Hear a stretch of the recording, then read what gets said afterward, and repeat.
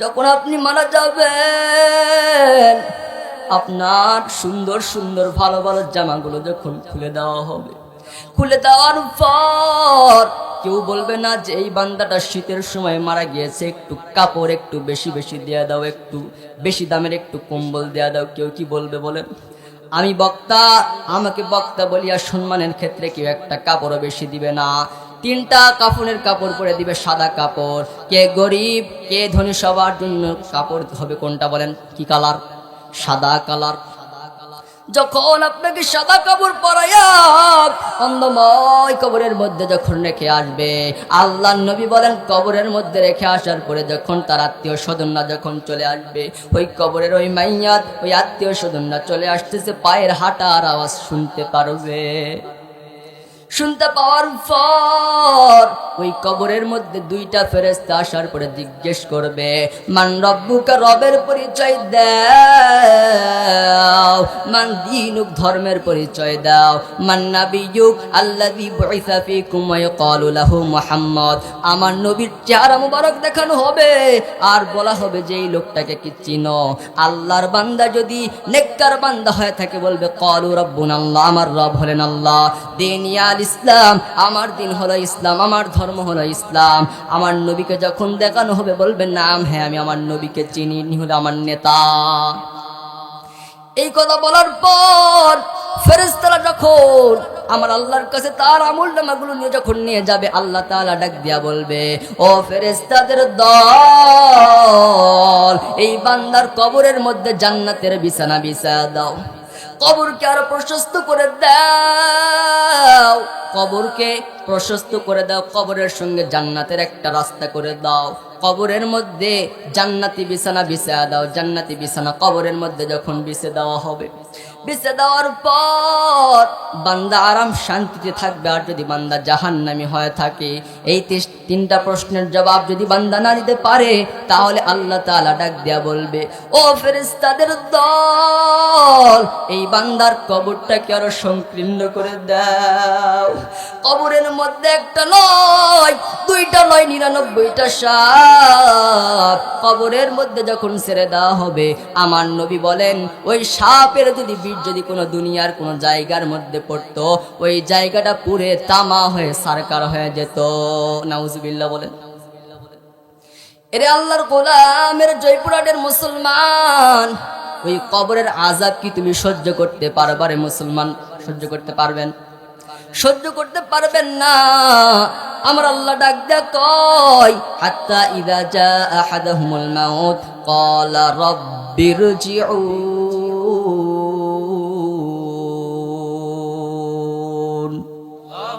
तौहीद की अमानत सीनों है में हमारे, आशा नहीं मिटाना नामो निशा हमारा, बलगल उला बिकमालिही कशफद्दुजा बिजमालिही, हसनत जमीउ खिसालिही, सल्लु अलैहि व आलिहि।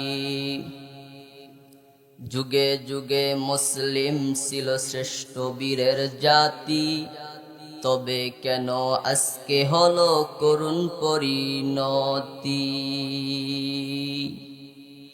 যুগে যুগে মুসলিম ছিল শ্রেষ্ঠ বীরের জাতি, তবে কেন আজকে হলো করুণ পরিণতি? কেউ বলে আজ দিন কায়েমের নেই তো প্রয়োজন, দিনের তরে মরণকে কেউ করেছে আলিমগণ। দিনের দাওয়াত দিতে গিয়ে কেউ জেলে বন্দী, বাতিল মতের সাথে আবার কেউ করে সন্ধি, ঠিক কিনা? কেউ বলে আজ দিন কায়েমের নেই তো প্রয়োজন, যুগে যুগে মুসলিম ছিল শ্রেষ্ঠ বীরের জাতি, তবে কেন আজকে হলো করুণ পরিণতি? তো আমরা শুকরিয়া আদায় করি যে মহান রব্বুল আলামিন আজকে আমাদেরকে এই এত সুন্দর একটা মাহফিলের ব্যবস্থা করার মতন তৌফিক দান করলেন। এবং এখানে এসে বসে কিছু কিছু কথা শুনবার মতন সুযোগ করে দিলেন। সেই রবের দেওয়া কণ্ঠে কালিমাতুশ শুকর উচ্চারণ করি, সবাই বলি আলহামদুলিল্লাহ। দরুদ ও সালাম বর্ষিত হোক মানবতার মুক্তির দূত, যার আদর্শ বাস্তবায়ন করা আমাদের জীবনের মূল লক্ষ্য উদ্দেশ্য, সৈয়দুল মুরসালিন খাতামান নবীন প্যারে নবী হযরত মুহাম্মদ মুস্তাফা, সকলে বলি সাল্লাল্লাহু আলাইহি ওয়াসাল্লাম। সম্মানিত উপস্থিতি, আমি আপনাদের সামনে কোরআনুল কারীমের একটি সূরা তেলাওয়াত করেছি। এই সূরার উপরে আপনাদের সামনে কিছু কথা বলবো। ওমা তাওফীক ইল্লা বিল্লাহ। সম্মানিত উপস্থিতি, আপনারা আজকে একটা কিতাব থেকে কথা শুনতে এসেছেন। ওই কিতাবটার নাম কি বলেন? এই কিতাবটার নাম কি? এই কিতাবের মধ্যে কি কোনো সন্দেহ আছে? আরো জোরে বলতে হবে, সন্দেহ আছে?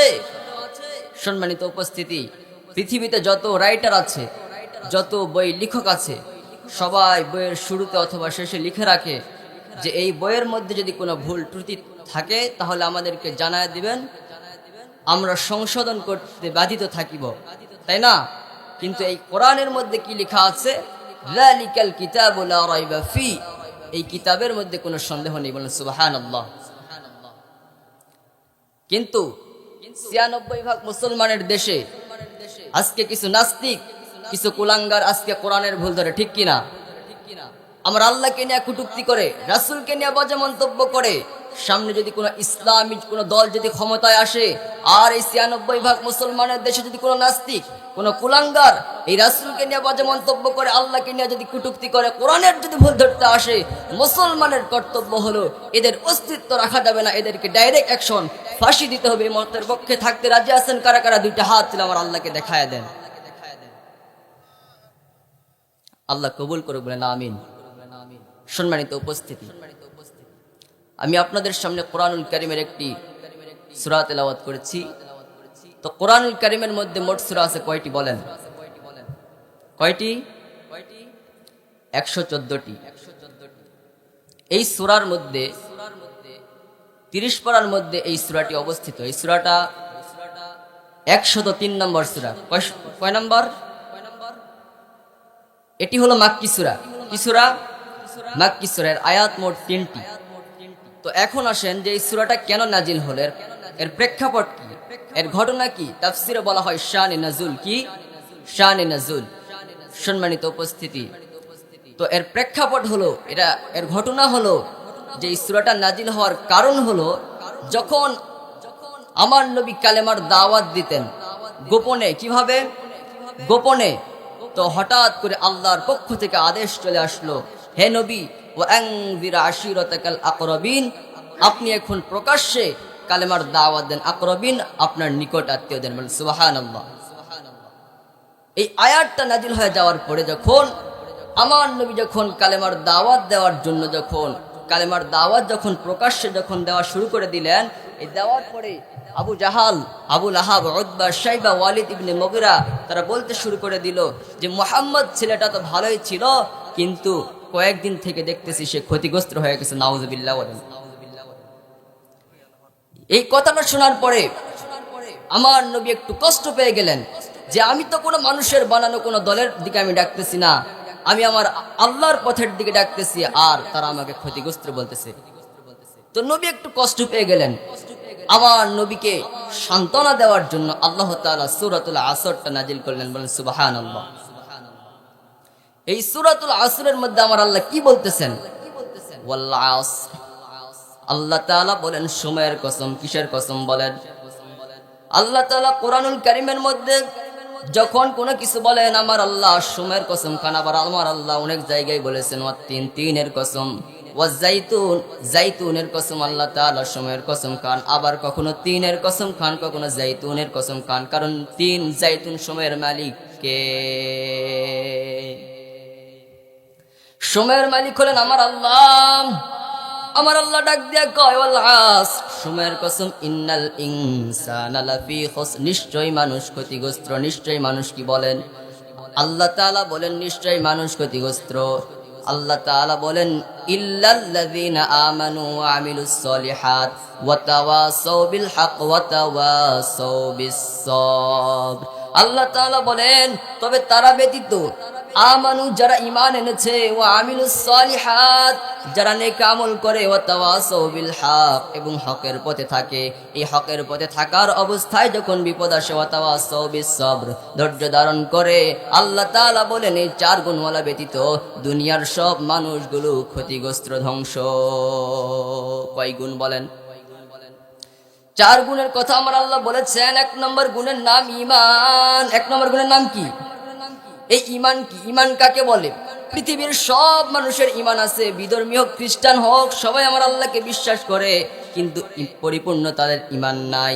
ঈমান হলো 7টি জিনিসের উপর বিশ্বাস স্থাপন করাকে ঈমান বলে। এই 7টি জিনিসের উপর ঈমান আনতে হবে। ঈমান মানে বিশ্বাস করা। কি করা? বিশ্বাস স্থাপন করা। 1 নম্বর আমার আল্লাহর প্রতি ঈমান আনতে হবে। 2 নম্বর রাসূলের প্রতি ঈমান আনতে হবে। 3 নম্বর কিতাবের প্রতি ঈমান আনতে হবে। 4 নম্বরে ফেরেশতাদের প্রতি ঈমান আনতে হবে। 5 নম্বরে আমাদেরকে তাকদীরের প্রতি ঈমান আনতে হবে। 7 নম্বরে আমাদেরকে কিয়ামত দিবস, 6 নম্বরে আমাদেরকে কিয়ামত দিবসের প্রতি ঈমান আনতে হবে। আর 7 নম্বরে আমাদেরকে মৃত্যুর প্রতি ঈমান আনতে হবে, যে মৃত্যু যে আমাদের এটা হবে, এটাকে বিশ্বাস করতে হবে। ঠিক কিনা? এরা আল্লাহর গোলাম। আল্লাহ তাআলা কুরআনুল কারীমের মধ্যে বলেন ওয়াকালাতিল ইয়াহুদু উযাইরু ইবনুল্লাহ ওয়াকালাতিন নাসারাল মাসীহু ইবনুল্লাহ যালিকা কাওলুহুম বিআফওয়াহিহিম। আল্লাহ তাআলা বলেন ইহুদিরা বলে উযাইর আল্লাহর ছেলে, আর খ্রিস্টানরা তারা বলে ঈসা আল্লাহর ছেলে। নাউযুবিল্লাহ বলেন। তারা আমার আল্লাহকে মানতেছে, কিন্তু একটা সন্তান তারা লাগায় দিতেছে। এই জন্য তারা মুশরিক, তারা শিরিক করতেছে। কি করতেছে বলেন? তারা শিরিক করতেছে। আর আল্লাহ তাআলা শিরকের ব্যাপারে বলেন ফাকাদ হারামাল্লাহু আলাইহিল জান্নাহ, যে ব্যক্তি শিরিক করে মারা যাবে আমি আল্লাহ তার জন্য জান্নাত আমি আল্লাহ হারাম করে দিব। নাউজুবিল্লাহ বলেন। তাহলে কি শিরিক করা যাবে না? কি বলেন? শিরিক করা যাবে না। শিরিক একটা বড় জুলুম। লোকমান হাকিম তার সন্তানকে ডাক দিয়ে কয়, এই লোকমান হাকিম এই ব্যক্তিটা মূলত কোনো নবী ছিলেন না। আল্লাহ তাআলা তাকে 2টা অফার দিয়েছিলেন। ও লোকমান, 1 নম্বরে নবুয়ত নিবা না 2 নম্বরে ইলম নিবা? লোকমান হাকিম ডাক দিয়ে কয়, ও আল্লাহ, আমার ইলম আমার নবুয়তের প্রয়োজন নাই। আপনি তো নবুয়ত তো অনেককেই দিয়েছেন, আপনি আমাকে ইলমটাই, আমাকে জ্ঞানটাই আপনি আমাকে দিয়া দেন। সুবহানাল্লাহ বলেন। আল্লাহ তাআলা তাকে ইলম কেমন দিয়েছিলেন, জ্ঞান কেমন দিয়েছিলেন? লোকমান হাকিম তার সন্তানকে ডাক দিয়ে কয়, ইয়া বুনাইয়া লা তুশরিক বিল্লাহ ইন্নাশ শিরকা লাযুলমুন আযীম। ওই লোকমান হাকিম তার সন্তানকে ডাক দিয়া বলতেছে, ইয়া বুনাইয়া, হে বৎস, ইয়া বুনাইয়া, হে আমার সন্তান, লা তুশরিক বিল্লাহ, তুমি আল্লাহর সাথে কাউকে শরীক করো না, শিরিক করো না। ইন্না শিরকা লাযুলমুন আযীম, নিশ্চয় শিরিক একটা বড় একটা জুলুম। শিরিক কি? শিরিক বড় একটা জুলুম। আল্লাহ তাআলা আরেক জায়গায় স্পষ্ট করে বলতেছেন, ওয়াল্লাযীনা আমানু ওয়া লাম ইয়ালবিসু ঈমানাহুম বিযুলমিন উলাইকা লাহুমুল আমনু ওয়া হুম মুহতাদুন।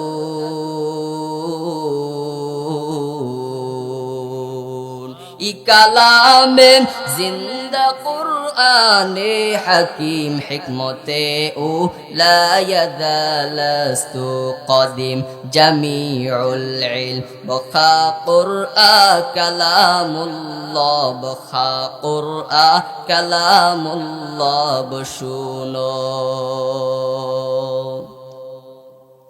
আল্লাহ তাআলা বলেন ঈমান যারা আনবে এবং তাদের জীবনকে, ঈমানকে তারা শিরকের লেবাসে আক্রান্ত করবে না, এই বান্দাগুলো হলো আমি আল্লাহর কাছের বান্দার নিকট বান্দা, এরা আমার নিকট বান্দা।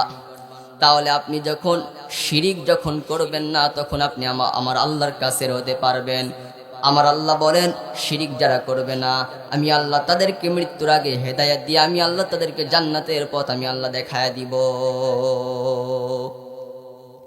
আর যদি আপনি শিরিক করেন, তাহলে আপনি আল্লাহর দুশমন হয়ে যাবেন, আল্লাহর শত্রু হয়ে যাবেন। কারণ শিরিক এমন একটা বড় গুনাহ, যদি শিরিকটা যদি করেন কোনো দুনিয়ার কোনো মানুষের সঙ্গে দুশ্মনী করা হয় না, আমার আল্লাহর সঙ্গেই দুশ্মনী করা হয়। নাউজুবিল্লাহ বলেন। তাহলে শিরিক কি করা যাবে? আরো জোরে বলতে হবে, শিরিক করা যাবে? যাবে না। সম্মানিত উপস্থিত, তো দ্বিতীয় নম্বরে আমার আল্লাহ কি বলতেছেন? ওয়া আমিলুস সলিহাত, নেক আমল। কি আমল? নেক আমল, সৎ কাজ। কি কাজ? সৎ কাজ। ওয়া আমিলুস সলিহাত, নেক আমল, সৎ কাজ। নেক আমল বলতে শুধু নামাজ, শুধু রোজা, শুধু হজ, শুধু যাকাত, এগুলোই কি শুধু নেক আমল? এগুলোই কি ইবাদত? বলেন না না না, নামাজ রোজা হজ যাকাতই শুধু ইবাদত না, শুধু নেক আমল না। ইবাদত, নেক আমল, আপনি যেই কাজ করবেন সেই কাজই হলো ইবাদত। আপনি চাকরি করেন, চাকরিও ইবাদত। ব্যবসা করেন, ব্যবসাও ইবাদত, যদি হয় আমার রাসূলের আদর্শ মতে। কথা কোন ঠিক কি না? এই সূরার কত মর্যাদা! সাহাবায়ে কেরামের যখন দেখা হতো, একে অপরের সঙ্গে যখন দেখা হতো, এই সূরাতুল আসরটা না শুনাইয়া সাহাবায়ে কেরাম কোনোদিন বাড়িতে কোনোদিন ফিরতো না। সুবহানাল্লাহ বলেন। এই সূরার কত দাম! রাইসুল মুফাসসির আব্দুল্লাহ ইবনে আব্বাস রাদিয়াল্লাহু তাআলা আনহু বলেন, আল্লাহ তাআলা যদি কোরআনুল কারীমের মধ্যে আরেকটা আয়াত যদি না দিত, আর একটা সূরাও যদি না দিত, আল্লাহ তাআলা যদি এই সূরাতুল আসরটা যদি দিত, তাহলে এই সূরাতুল আসরটা বান্দার জন্য জান্নাতে যাওয়ার জন্য যথেষ্ট হয়ে যেত। আল্লাহ তাআলা বলেন, ওয়াতাওয়াসাউ বিল হক, যারা হকের পথে থাকে এবং ওই হকের পথে থাকা অবস্থায় যখন বিপদ আসে, ওয়াতাওয়াসাউ বিস সবর, ধৈর্য ধারণ করে। আল্লাহ তাআলা বলেন, এই 4 গুণওয়ালা ব্যতীত দুনিয়ার সব মানুষগুলো ক্ষতিগ্রস্ত, ধ্বংস। কয় গুণ? 4 গুণ। আজকে পৃথিবীর দিকে তাকায় দেখেন, বাংলাদেশের দিকে তাকায় দেখেন, যারা আজকে হকের পথে থাকে, হকের দাওয়াত যখন মানুষকে দেয়, এদের উপর বিপদ আছে না নাই? জোরে বলতে হবে, আছে না নাই? বলেন। যারা হকের পথে থাকবে তাদের উপর বিপদ আসবে।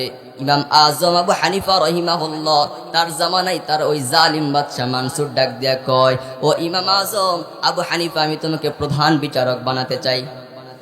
ইমাম আজম ইবনে আবু হানিফা ডাক দিয়া কয়, ও বাদশা মানসুর, আমি তোমার অধীনে কাজ করতে চাই না, আমি প্রধান বিচারক হতে চাই না। ওই বাদশা মানসুর তাকে জেলখানার মধ্যে বন্দি করে যখন রাখলেন, রাখার পর তার উপর টর্চার শুরু করে দিলেন, অত্যাচার করতেছিলেন। অত্যাচার করতে করতে করতে ইমাম আজম আবু হানিফার মাকে যখন নিয়ে আসা হলো, মার সামনে যখন সন্তানকে মারতেছিল, মার চোখ দিয়ে টপ টপ করে পানি পড়তেছিল। ইমাম আবু হানিফা মনে মনে চিন্তা করতেছে, হাই হাই, আমার মার সামনে জালিম বাদশা মানসুর আমাকে মারতেছে, আমার মা বোধহয় কষ্ট পেয়ে বোধহয় কান্না করতেছে। ওই সময় ইমাম আজম আবু হানিফার মা ডাক দিয়া বলে, ও সন্তান, তোকে যে জালিম বাদশারা তোকে মারতেছে, এই জন্য আমি মা কান্না করি নাই, আমি কান্না করতেছি তুই কখন এই বাদশা মানসুর, জালিম বাদশা মানসুরের অত্যাচার সহ্য করতে না পারিয়া তুই কখন না জানি তাদের কথার মধ্যে রাজি হয়ে যাস। কেমন মা, কেমন সন্তান!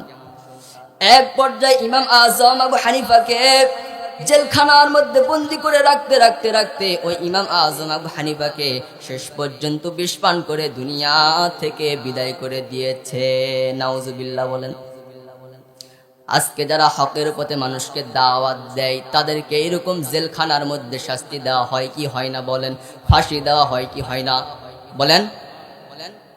এরে আল্লাহর গোলাম, আমার নবী ইসলামের জন্য, হকের দাওয়াত দেওয়ার জন্য আমার নবী কত কষ্ট করলেন। নবী যখন তায়েফের ময়দানে যখন আমার নবী কালেমার দাওয়াত নিয়ে যখন চলে গেলেন, তায়েফের কাফেরদেরকে যখন আমার নবী কালেমার দাওয়াত দিলেন, দেওয়ার পর তায়েফের কাফিররা ডাক দেয়, কয় ও আমার সন্তানের দল। এটার যুবকেরা যখন মুহাম্মদ সাল্লাল্লাহু আলাইহি ওয়াসাল্লামের শরীর মোবারকের মধ্যে যখন পাথর নিক্ষেপ করতেছিলেন, আমার নবীর শরীর মোবারক থেকে রক্ত ঝরতেছিল। যেই নবীর শরীরের মধ্যে মশা মাছি পড়া হারাম, ওই নবীর শরীর মোবারকের মধ্যে কাফেরের বাচ্চারা যখন পাথর নিক্ষেপ করতেছিল, আমার নবীর শরীর মোবারক থেকে পানি পড়তেছিল, আমার নবী কান্না করতেছিল। আমার নবী যখন কান্না করতেছিল আর যখন মক্কার দিকে যাওয়ার জন্য রওনা করলেন, জিবরাইল আমিন আয়েশা বলে, ও নবী আমার, এই তায়েফের কাফেরেরা আপনার উপর অত্যাচার করেছে নবী, আপনি একবার আমারে অর্ডার দেন, এই তায়েফের জমিনটাকে আমি ধ্বংস করে দিব। নবীর ধৈর্য কেমন! আমার নবী ডাক দেখ, কয় ও জিবরাইল, না না ভাই, তুমি এই কাজ করবা না। কারণ তারা বোঝে না, এই কারণে আমি মুহাম্মদের উপর তারা আঘাত করেছে। তাদের মধ্যে এমন কেউ থাকতে পারে যে তারা কখনো ইসলাম ধর্ম গ্রহণ করবে। ও জিবরাইল, যে না না, তুমি তাদেরকে কখনো তুমি ধ্বংস করে দিবা না। হাজারো ব্যথা বেদনার পরে ফিরে আসনি তুমি আপন ঘরে, দিনের আলো তুমি ছড়িয়ে দিতে চলে গেলে মদিনায় মক্কা ছেড়ে। হে রাসূল, তোমাকে ভুলি আমি কেমন করে। হে রাসূল, তোমাকে ভুলি আমি কেমন করে। পাথরের আঘাতে ক্ষত বিক্ষত হয়ে সারা শরীর থেকে রক্ত ঝরে। হে রাসূল, তোমাকে ভুলি আমি কেমন করে। খেয়ে না খেয়ে দিন প্রচারের কাজে নিজেকে দিয়েছ বিলিয়ে। তায়েফের কাফিরেরা চিনল না এ আলো, দুষ্ট ছেলেদের পিছু দিল লেলিয়ে। পাথরের আঘাতে ক্ষত বিক্ষত হয়ে সারা শরীর থেকে রক্ত ঝরে। হে রাসূল, তোমাকে ভুলি আমি কেমন করে। হে রাসূল, তোমাকে ভুলি আমি কেমন করে। রাসূলকে কি ভোলা যাবে? আমার নবী ইসলামের জন্য, হকের জন্য কেমন কষ্ট করলেন, সাহাবায়ে কেরাম কেমন কষ্ট করলেন। আমার নবীর প্রিয় সাহাবী আবু বকর রাদিয়াল্লাহু তাআলা আনহু ইসলাম ধর্ম গ্রহণ করার পূর্বে আবু বকর রাদিয়াল্লাহু তাআলা আনহু আমার নবীর কাছে যাইতেছিলেন। এখন আবু বকর ইসলাম ধর্ম গ্রহণ করে নাই। মক্কার কাফিররা, মক্কার যুবকরা ডাক দিয়া বলতেছে, ও মুহাম্মদের বন্ধু আবু বকর, তুমি যাই মুহাম্মদের কাছে যাও, তোমার বন্ধু মুহাম্মদের একটা বিচার করো। কি বিচার? তোমার বন্ধু আমাদেরকে কালেমার দাওয়াত দেয়, আমরা যেই মূর্তির পূজা করি এই মূর্তির পূজাতে আমাদেরকে বাধা দেয়। তুমি তোমার বন্ধু মুহাম্মদের বিচার করো। নাউজুবিল্লাহ বলেন। যখন এই কথা বললেন, আবু বকর ডাক দেয়া কয়, ও মক্কার যুবকেরা, মক্কার কাফিররা, শোনো, এই কথাটা যদি দুনিয়ার কোনো মানুষ বলতো আমি কোনোদিন বিশ্বাস করতাম না, কিন্তু এই কথাটা যে আমার নবী বলেছে আমি 100% বিশ্বাস করে নিলাম। কারণ আমার নবী হলেন as-সাদিক, আমার নবী হলো সত্যবাদী। সুবহানাল্লাহ বলেন। আবু বকর ইসলাম ধর্ম গ্রহণ করে না। এরপরে আবু বকর এই কথা বলে যখন আমার নবীর কাছে গেলেন, যাওয়ার পর দেখতেছে আমার নবী কোরআনুল কারীমের আয়াতগুলো তেলাওয়াত করতেছে। আবু বকর আমার নবীর কোরআনের কারীমের আয়াতগুলো তেলাওয়াত শুনতেছিল। তেলাওয়াত শোনার পরে আবু বকর ডাক দিয়া কয়, ও নবী আমার, আপনি মক্কার কাফিরদেরকে কি আপনি কালেমার দাওয়াত কি নবী দিয়েছেন? ও নবী, আপনি কি কালেমার দাওয়াত কি আপনি দিয়েছেন?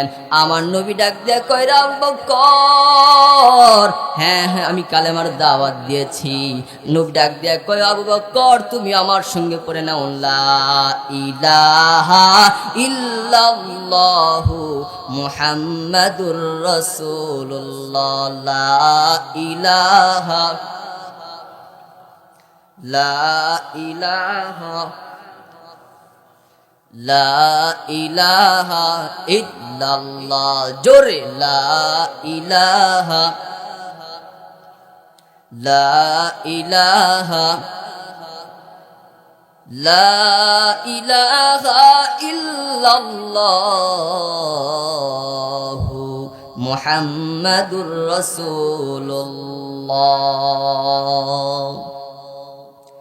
আবু বকর বলে, ও নবী আমার, আমি আপনার কথা ইসলাম ধর্ম শুধু গ্রহণ করব না নবী আমার, আমি আপনার জন্য জীবনটাকে পর্যন্ত কোরবান করে দিতে চাই। সুবহানাল্লাহ বলেন। সাহাবায়ে কেরাম আমার নবীর কেমন আশিক।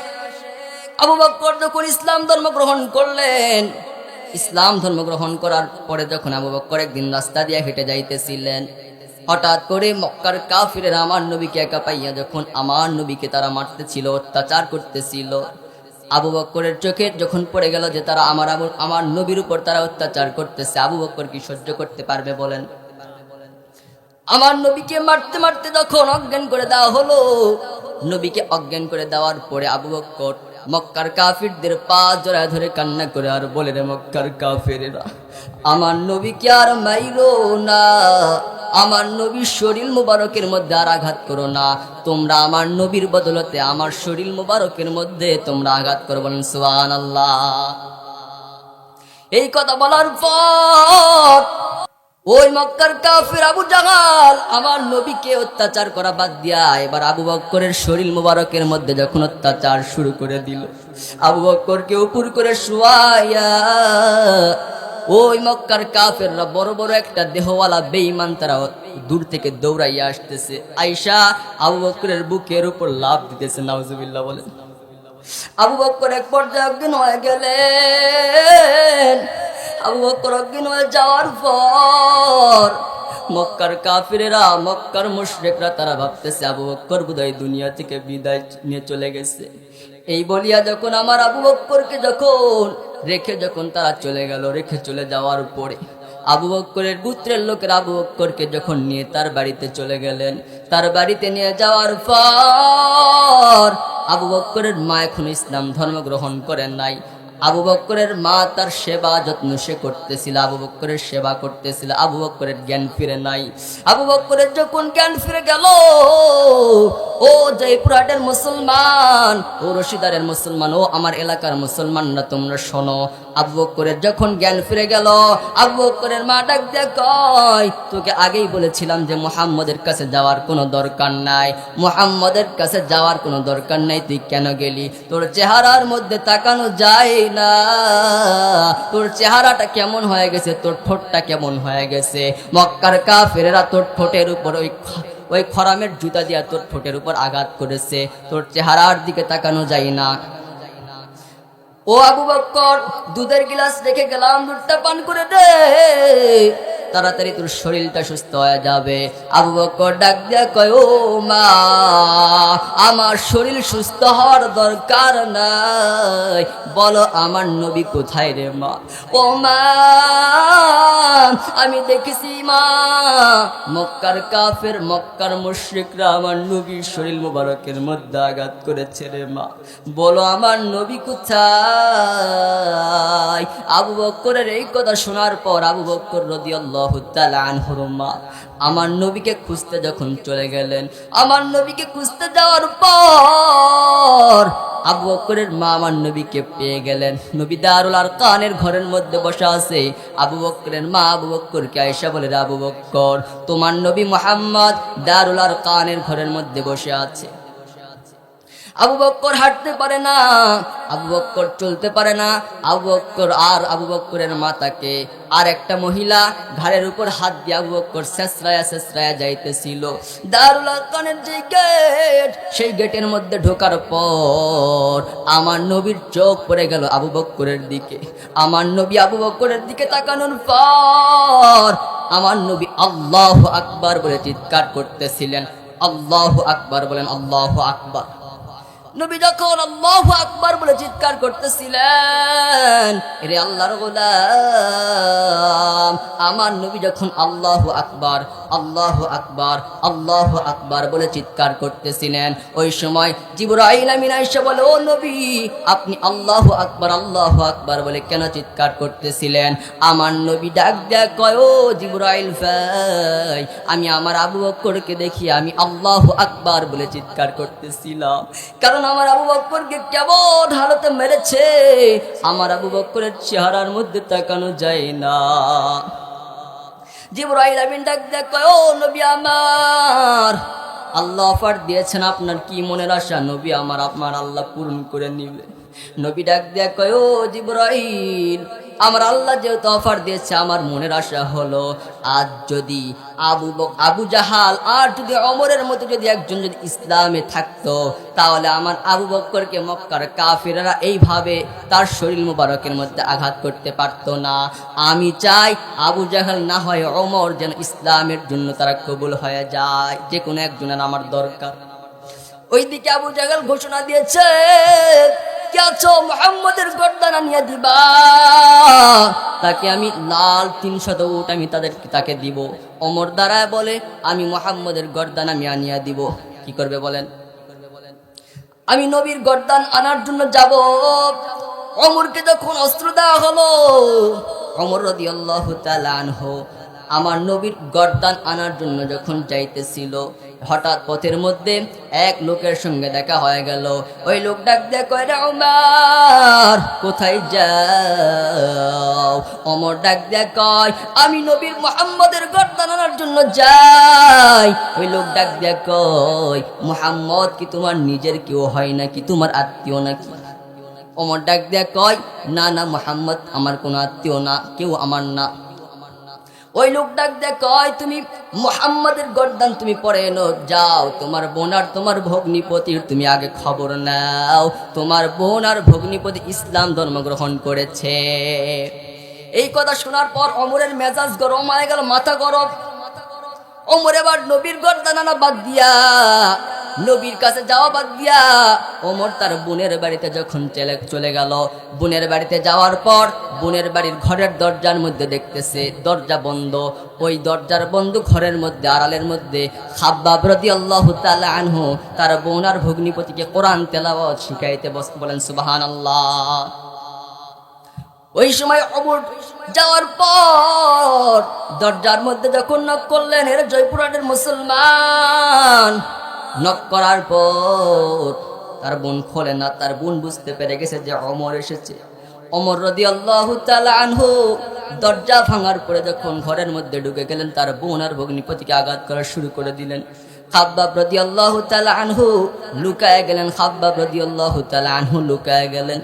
হঠাৎ করে ওমর রাদিয়াল্লাহু তাআলা আনহু তার বোনকে মারতে মারতে এক পর্যায়ে ওমর রাদিয়াল্লাহু তাআলা আনহুর একটা মায়া লেগে গেল, নিজেরই তো রক্তেরই, ঠিক না?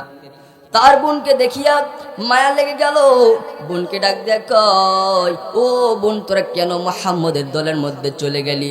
মুহাম্মদের দলের মধ্যে কি আছে আমাকে একটু দে, তোরা কোন কিতাবটা তোরা তেলাওয়াত করিস আমাকে একটু দে, আমি ওমরও একটু সেটা পড়তে চাই। সুবহানাল্লাহ বলেন। তার বোন আর ভগ্নিপতি ডাক দেয়া কয়, ওমর, এই কিতাবটা তো এমন একটা কিতাব, লা ইয়ামাসসুহু ইল্লাল মুতাহহারুন, পাক পবিত্র না হওয়া পর্যন্ত এই কিতাবটা নাড়া যাবে না রে ওমর।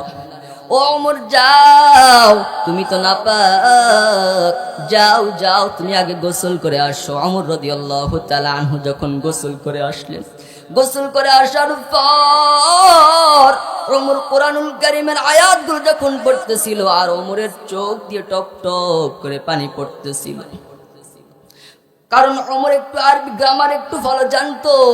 অর্থগুলো ওমর রাদিয়াল্লাহু তাআলা আনহু বুঝতে পেরে গেলেন। হযরতে ওমর ডাক দিয়ে কয়, ও বোন, তোমরা কার হাতে কালেমা ধর্ম গ্রহণ করেছ? চলো চলো, আমাকে একটু তার কাছে একটু নিয়ে যাও। সুবহানাল্লাহ বলেন। এই কথা বলার পর তার বোন আর ভগ্নিপতি ওই সময় খাব্বাব রাদিয়াল্লাহু তাআলা আনহু লোকে আসছিলেন। খাব্বাব রাদিয়াল্লাহু তাআলা আনহু বের হয়ে বলতেছেন, চলো আমি তোমাকে মুহাম্মদের কাছে নিয়ে যাব।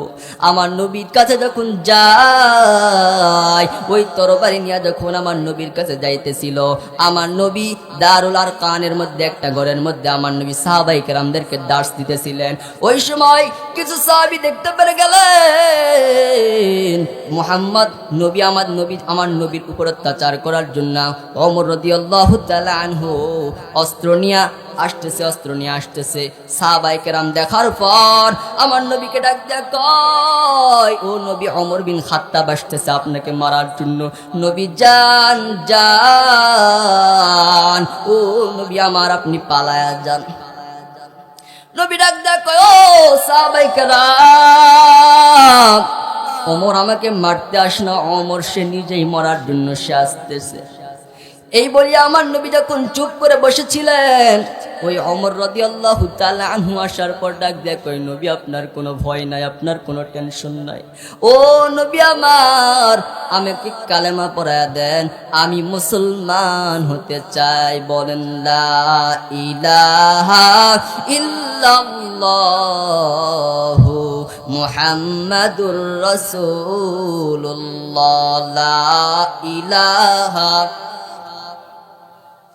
লা ইলাহা জোরে লা ইলাহা ইল্লাল্লাহু মুহাম্মাদুর রাসূলুল্লাহ।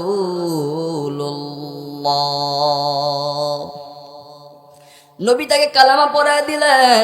কালেমা পড়ায় দেওয়ার পর ওমর ডাক দিয়ে কয়, ও নবী, আপনি যেই কালেমার দাওয়াত দেন, যেই কোরআনের কথা বলেন, যে আল্লাহর কথা বলেন, এগুলো কি সত্য নয় রে নবী? নবী ডাক দেয়, কই রে ওমর, এগুলো সব সত্য। নবী ডাক দেয়, ওমর ডাক দেয়, কই ও নবী, যদি এগুলো সত্য হয় তাহলে আপনি কেন প্রকাশ্যে কালেমার দাওয়াত দেন, কেন প্রকাশ্যে কোরআনের কেন কথা বলেন? নবী আমার, চলেন নবী চলেন, মক্কার মধ্যে আমরা প্রকাশ্যে কালেমার দাওয়াত দিব। নবী ডাক দেয়, কই রে ওমর, আল্লাহর অর্ডার নাই। যখন আল্লাহর পক্ষ থেকে যখন ঘোষণা যখন চলে আসবে, তখন আমরা প্রকাশ্যে আমরা কালেমার দাওয়াত দিব।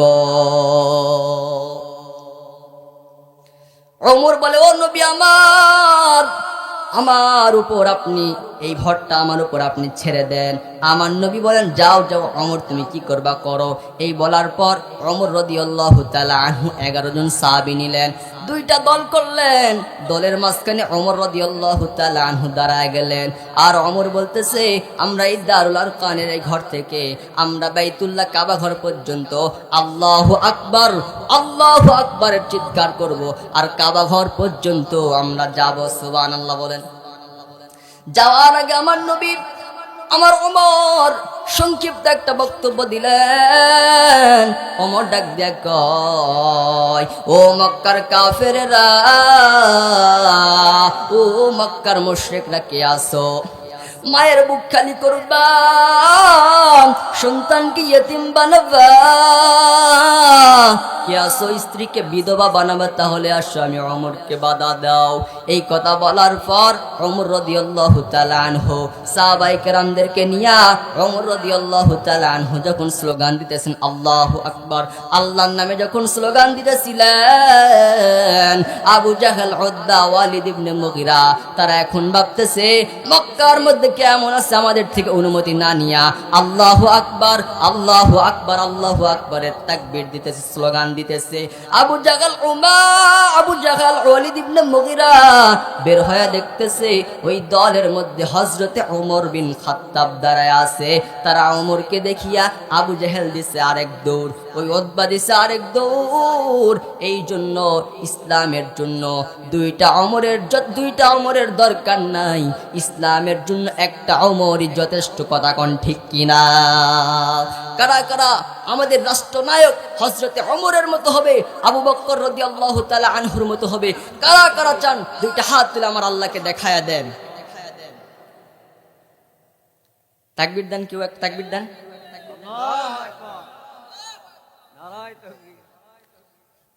আল্লাহ কবুল করে বলেন আমিন।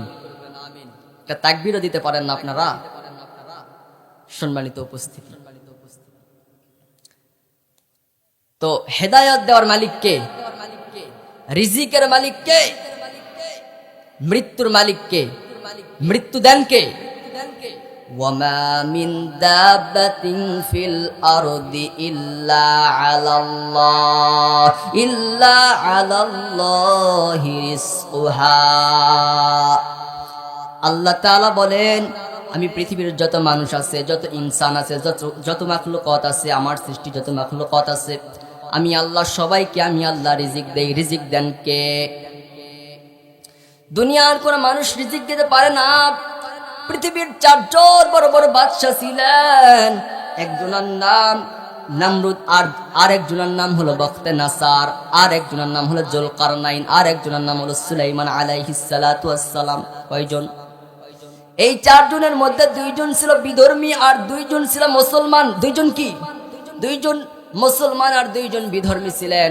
এর মধ্যে সুলাইমান আলাইহিস সালাতু ওয়াস সালাম একজন মুসলমান, তিনি একজন নবী ছিলেন। ওই সুলাইমান আলাইহিস সালাতু ওয়াস সালাম আমার আল্লাহকে ডাক দিয়ে কয়, ও আল্লাহ, আমি আপনার সৃষ্টি যত মাখলুকাত আছে আমি তাদেরকে লাঞ্চ খাওয়াতে চাই, মানে দুপুরের খাবার খাওয়াতে চাই। আল্লাহ কয়, ও সুলাইমান তুমি পারবা না, কারণ রিজিকের মালিক হলাম আমি আল্লাহ, তুমি পারবা না। সুলাইমান কয়, ও আল্লাহ আমি পারবো, ও আল্লাহ আমি পারবো। যখন আমার আল্লাহকে বারংবার যখন বলতে থাকে, আমার আল্লাহ কয়, ও সুলাইমান যাও যাও, তুমি ওই মানুষদেরকে তুমি খাবার খাওয়াও, দুপুরের লাঞ্চ খাওয়াও। এই কথা বলার পর সুলাইমান আলাইহিস সালাতু ওয়াস সালাম 40 কিলোমিটারের একটা জায়গা যখন একটা ধরার পর একটা 40 কিলোমিটারের জায়গার মধ্যে খাবার রান্না করতেছিলেন। পৃথিবীর যত মাখলুকাত আছে সবাইকে সে খাবার খাওয়াবে, এই জন্য 40 কিলোমিটারের একটা জায়গার মধ্যে খাবারের ব্যবস্থা যখন করতেছিলেন, খাবারের ব্যবস্থা করার পর পৃথিবীর যত সৃষ্টি আল্লাহর মাখলুকাত আছে সবাইকে একটা লাইন করে দিলেন। সমুদ্র থেকে একটা মাছ আয়েশা বলে, ও সুলাইমান আমাকে খাবার দাও। সুলাইমান নবী ডাক দেয় কয়, আমি তো তোমাকে বেলাইনে, তো আমি তোমাকে খাবার দিতে পারবো না, কারণ আমি একজন নবী মানুষ। কি মানুষ? আমি একজন নবী মানুষ, আমি কেমনে বেলাইনে খাবার দেই? মাছ ডাক দেয় কয়, ও সুলাইমান আমাকে যদি খাবার না দাও, আমি যদি ক্ষুধার যন্ত্রণায় যদি আমি মারা যাই, কাল কিয়ামতের দিন তোমার বিচার হবে। এই কথা বলার পর সুলাইমান আলাইহিস সালাতু ওয়াস সালাম ভয় পেয়ে গেলেন। সুলাইমান আলাইহিস সালাতু ওয়াস সালাম ওই মাছকে যখন খাবার খাওয়ার জন্য যখন বললেন, খাবার খাওয়ানোর যখন প্রস্তুতি নিলেন, ওই মাছ ডাক দেয় কয়, ও সুলাইমান আমি এই মুখটা হা করলাম, তুমি খাবার দিতেই থাকবা, আমি যতক্ষণ পর্যন্ত আমার মুখটাকে বন্ধ করব না ততক্ষণ পর্যন্ত তুমি আমার মুখে খাবার দিতেই থাকবা। এই কথা বলার পর যখন সুলাইমান আলাইহিস সালাতু ওয়াস সালাম একটু ওই মাছের মুখের মধ্যে একটা গরু দিলেন, তো ওই সেই মাছটা হা করে আছে। ছাগল দিলেন। এই করতে করতে করতে করতে 40 কিলোমিটারের খাবার যখন শেষ হয়ে গেল, এরপরে ওই মাছটা হা করে আছে। সুলাইমান আলাইহিস সালাতু ওয়াস সালামকে মাছ ডাক দিয়ে কয়, ও সুলাইমান, ও আল্লাহর নবী, আমার আল্লাহ তাআলা আমাকে 3 বেলা 3 মুঠো খাবার খাওয়ায়, যেই খাবার খাওয়ার পর যেই তৃপ্তি হয়, তোমার এই 40 কিলোমিটারের খাবার খেয়েও আমার সেই তৃপ্তি হয় নাই। তখন ওই সুলাইমান আলাইহিস সালাতু ওয়াস সালাম তখন বুঝতে পেরে গেলেন, দুনিয়ার কোনো মানুষ রিজিক দিতে পারে না, রিজিক দিতে পারেন চিল্লায় বলেন তার নাম। রিজিকের মালিক হলেন আমার আল্লাহ, মৃত্যুর মালিক হলেন আমার আল্লাহ। আপনি যখন মারা যাবেন, মারা যাওয়ার পরে যখন আপনার ধনী, আপনি টাকা পয়সা আছে, গাড়ি বাড়ি আছে, সব কিছু রেখে আপনাকে চলে যেতে হবে অন্ধময় কবরে। যখন আপনি মারা যাবেন, আপনার সুন্দর সুন্দর ভালো ভালো জামাগুলো যখন খুলে দেওয়া হবে, খুলে দেওয়ার পর কেউ বলবে না যে এই বান্দাটা শীতের সময় মারা গিয়েছে, একটু কাপড় একটু বেশি বেশি দেয়া দাও, একটু বেশি দামের একটু কম্বল দেয়া দাও। কেউ কি বলবে বলেন? আমি বক্তা, আমাকে বক্তা বলিয়া সম্মানের ক্ষেত্রে কেউ একটা কাপড়ও বেশি দিবে না। তিনটা কাফনের কাপড় পরে দিবে, সাদা কাপড়। কে গরিব কে ধনী সবার জন্য কাপড় হবে কোনটা বলেন? কি কালার? সাদা কালার। যখন আপনাকে সাদা কাপড় পরাইয়া অন্ধময় কবরের মধ্যে যখন রেখে আসবে, আল্লাহর নবী বলেন কবরের মধ্যে রেখে আসার পরে যখন তার আত্মীয় স্বজনরা যখন চলে আসবে, ওই কবরের ওই মাইয়াত ওই আত্মীয় স্বজনরা চলে আসতেছে, পায়ের হাঁটার আওয়াজ শুনতে পারবে। শুনতে পাওয়ার পর ওই কবরের মধ্যে দুইটা ফেরেশতা আসার পরে জিজ্ঞেস করবে, মান রব্বুকা, রবের পরিচয় দাও। মান দীনুক, ধর্মের পরিচয় দাও। মান নাবিয়ুক আল্লাযী বুইসা ফীকুম ওয়া ইয়াকালু লাহু মুহাম্মদ, আমার নবীর চেহারা মুবারক দেখানো হবে আর বলা হবে যে এই লোকটাকে কি চিনো? আল্লাহর বান্দা যদি নেককার বান্দা হয়ে থাকে বলবে ক্বালু রাব্বুনাল্লাহ, আমার রব হলেন আল্লাহ। দিনিয়াল ইসলাম, আমার দিন হলো ইসলাম, আমার ধর্ম হলো ইসলাম। আমার নবীকে যখন দেখানো হবে বলবেন নাম, হ্যাঁ আমি আমার নবীকে চিনি, ইনি হলো আমার নেতা।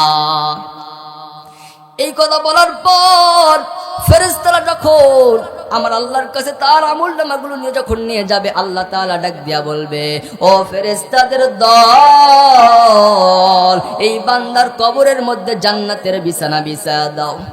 কবরকে আরো প্রশস্ত করে দাও, কবরকে প্রশস্ত করে দাও, কবরের সঙ্গে জান্নাতের একটা রাস্তা করে দাও।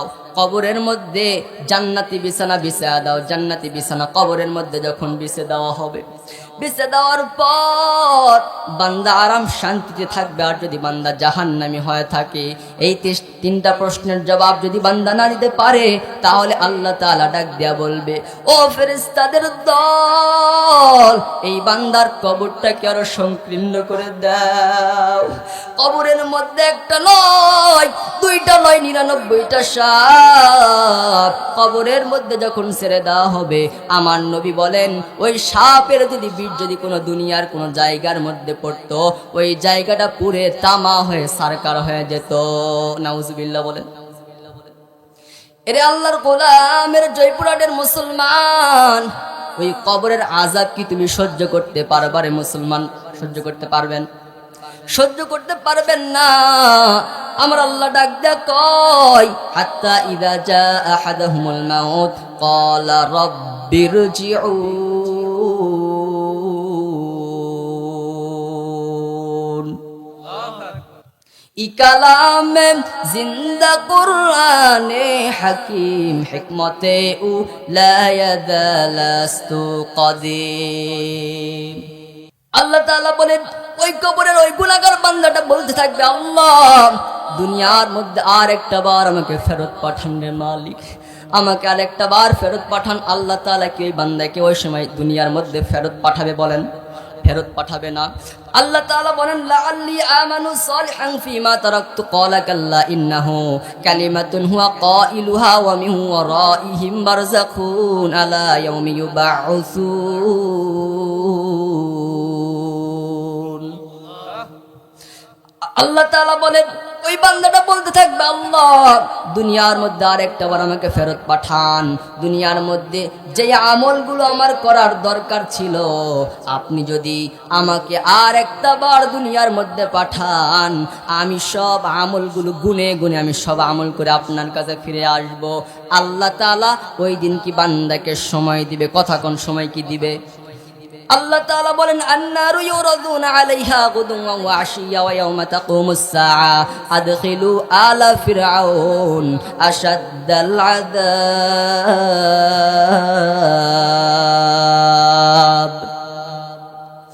আল্লাহ তাআলা বলেন, ওই বান্দাটাকে আমি আল্লাহ কেমন শাস্তি দিব?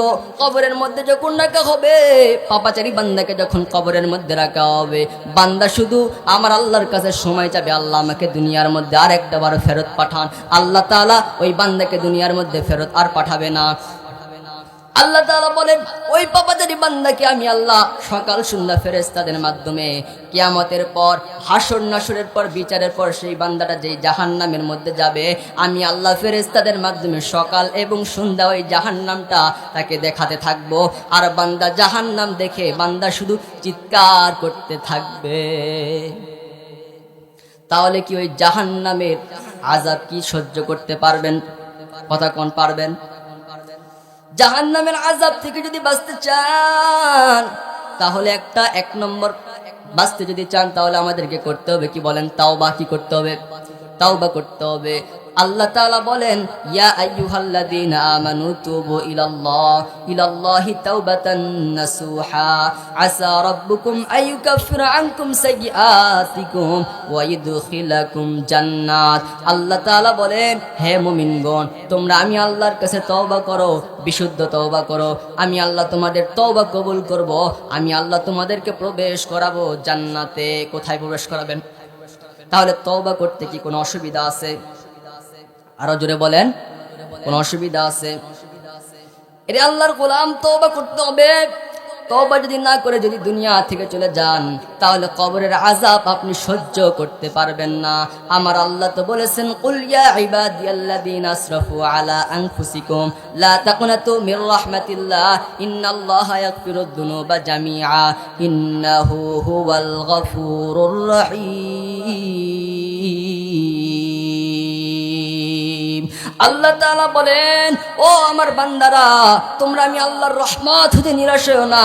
আমি আল্লাহর একটা নাম রহমান, আমি আল্লাহর একটা নাম রহিম।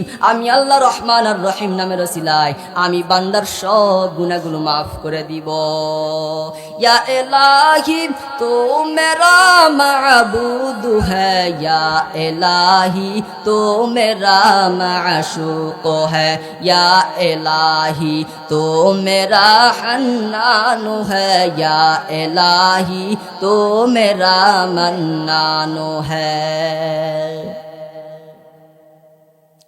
আল্লাহর নবী বলেন, ওয়াল্লাহি আল্লাহর কসম, ইন্নী লা আস্তাগফিরুল্লাহ ওয়া আতুবু ইলাইহি ফিল ইয়াউমি আকতার মিন 70 মাররা। আল্লাহর নবী বলেন, আল্লাহর কসম, আল্লাহি আল্লাহর কসম, আমি নবীর জীবনে কোনো গুনাহ নাই, তবু আমি নবী দিনের মধ্যে 70 মাররা 70 বার, 100 মাররা 100 বার তওবা করি। কেন তওবা করি? আমি নবীর জীবনে কোনো গুনাহ নাই, শুকরিয়া আদায়ের লক্ষ্যে। 2 নম্বর উদ্দেশ্য হলো আমি আমার উম্মতদেরকে শিক্ষা দেওয়ার জন্য আমি নবী দিনের মধ্যে 70 বার 100 বার তওবা করি। ওগো নবীর উম্মতেরা হয়ে আজি দিশাহারা, কোরআন হাদিসের চল, কোরআন হাদিসের চল, যখন যাহা চাই মনে, নবী বিনে কে তরাবে ফুলসিরাত মিজানে, নবী বিনে কে তরাবে ফুলসিরাত মিজানে। নবী আমার জীবন ভরে দিনের লাগি কষ্ট করে, নবী আমার জীবন ভরে দিনের লাগি কষ্ট করে। তারপরেও কত মারলো তাকে দুশ্মনে, নবী বিনে কে তরাবে ফুলসিরাত মিজানে, নবী বিনে কে তরাবে ফুলসিরাত মিজানে। যেমন ইয়েতিম নবী আমার, পিতা মাতা নাই যে তাহার, এমন ইয়েতিম নবী আমার, পিতা মাতা নাই যে তাহার। তারপরেও কত মারলো তাকে দুশ্মনে, নবী বিনে কে তরাবে ফুলসিরাত মিজানে, নবী বিনে কে তরাবে ফুলসিরাত মিজানে। তাহলে আমার নবীর জীবনে কোনো গুনাহ নাই, এরপরে আমার নবী দিনের লিল্লাহে তাকবীর, নারে তাকবীর। প্রধান বক্তার আগমন, আল কোরআনের আলো।